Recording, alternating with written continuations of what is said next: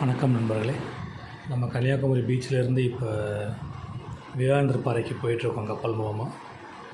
கப்பலில் போகிறது ஒரு தனி சுகம் தானே, நல்ல ஒரு எக்ஸ்பீரியன்ஸ். ஏன்னா நம்ம பைக்கில், பஸ்ஸில் எல்லாத்துலேயுமே போயிருப்போம், ட்ரெயினில் போயிருப்போம். ஆனால் கப்பலில் அதிகமாக நம்ம பயணம் செய்ய முடியாது. இதில் போகிறது ஒரு நல்ல பயணமாக இருந்துச்சு. இதில் போகிறதுக்கு நமக்கு ஒரு ஆளுக்கு 75 ரூபா சார்ஜ் பண்ணுறாங்க. நல்லா இருக்குது. இதுலேயே ஏசிலாம் கூட வச்சுருக்காங்க. மக்கள் எல்லோரும் லைஃப் ஜாக்கெட் போட்டிருக்காங்க. சும்மா கழுத்தில் மாட்டியிருக்காங்களே தவிர யாரும் சேஃப்டி பெல்ட் எதுவுமே போடலை. திருவள்ளுவர் சிலை பார்த்தீங்களா, எவ்வளோ சிறுசாக தெரியுது. ஆனால் அது கிட்டக்கு போய் பார்க்குறப்ப ரொம்ப பிரம்மாண்டமாக மிகப்பெரிய லெவலில் தெரிஞ்சிச்சு.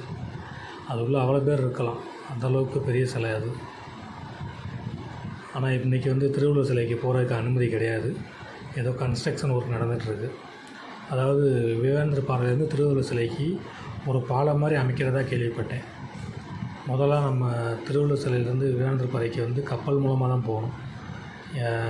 ஃபஸ்ட்டு விவேகானந்தர் பாறைக்கு போயிட்டு அங்கேருந்து இன்னொரு போட் மூலமாக தான் திருவள்ளுவர் சிலைக்கு வருவோம். நான் இப்போ நடுவில் பாலம் மாதிரி அமைச்சு டைரெக்டாக அப்படியே போகிற மாதிரி கேள்விப்பட்டேன். எந்த அளவுக்கு உண்மைன்றது தெரில. அங்கே ஒரு போட் நின்றுச்சு பார்த்தீங்களா, அது இப்போ நம்ம கிராஸ் ஆகி போகும். அதாவது விவேகானந்தர் பாறையிலேருந்து மக்களை கூட்டிகிட்டு இந்த போட் மூலமாக திரும்ப பீச் சைடு போகிறாங்க. நம்ம விவேகானந்தர் பாறையை நோக்கி போயிட்டுருக்கோம்.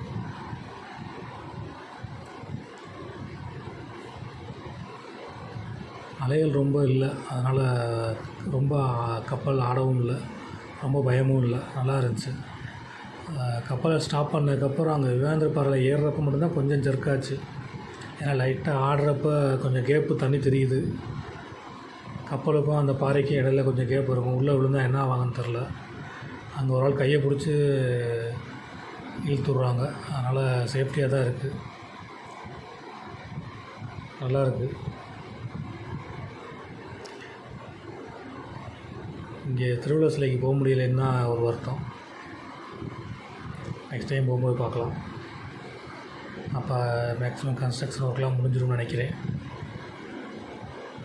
பெரிய பெரிய ஜேசிபி அதெல்லாம் கொண்டு வந்திருக்காங்க. இங்கே கொண்டு வந்து இந்த வேலை பார்த்துட்ருக்காங்க.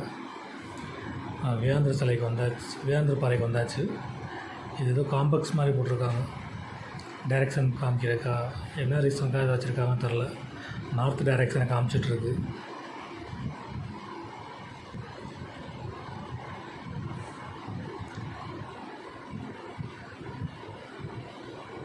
இங்கே ஒரு மண்டபம் இருக்குது. இங்கே ஒரு கால் சுவடு இருக்குது.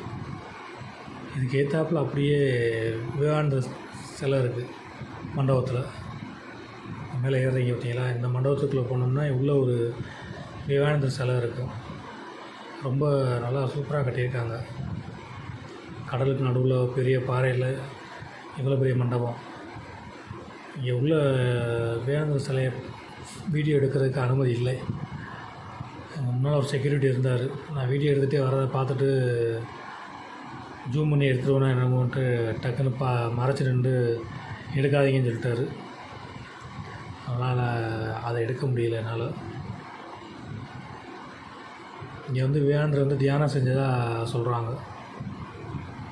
அதனால தான் இந்த பாறைக்கு விவேகானந்தர் பாறையை நம்ம இது பண்ணி அவ்வளோ பெரிய மணிமண்டபம்லாம் கட்டியிருக்காங்க.